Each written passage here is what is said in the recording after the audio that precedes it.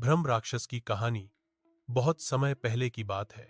उत्तराखंड के एक छोटे से गांव नारायण खेत में एक रहस्यमयी जंगल था, जिसे लोग भ्रम वन कहते थे।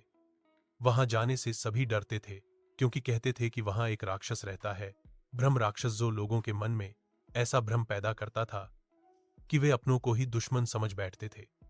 कई सालों से गांव का एक व्यक्ति उस जंगल में नहीं गया था, लेकिन एक दिन गांव के युवा वीरेंद्र ने यह चुनौती स्वीकार की।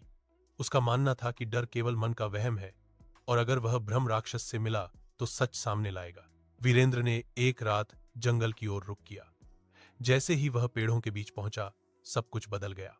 पेड़ मुड़ने लगे, आवाजें गूंजने लगीं, और एक अजीब सी आकृति उसके सामने आई। वही था भ्रम राक्षस, पर उसका रूप डरावना नहीं बल्कि मनमोहक था। उसने वीरेंद्र से कहा, तू मुझसे डरता नहीं?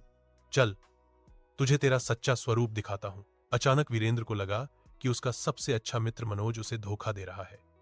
फिर उसने अपनी मां की आवाज सुनी, जो उसे कोस रही थी। वीरेंद्र का मन बुरी तरह उलझ गया। वह रोने लगा और चिल्लाया, सब झूठ है, ये भ्रम है।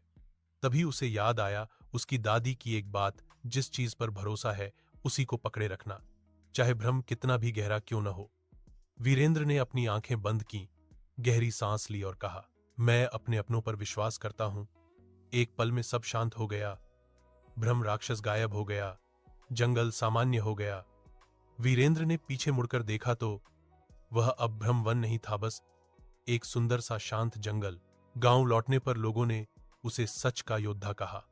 उसने सबको सिखाया कि डर हमारे भीतर होता है और भ्रम वही जीतता है जहां विश्वास हार जाता है।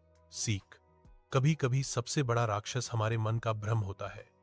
अगर आत्मविश्वास और सच्चाई साथ हो तो कोई भी भ्रम हमें धोखा नहीं दे सकता। ऐसी ही वीडियोस के लिए हमें लाइक और सब्सक्राइब करना ना भूलें।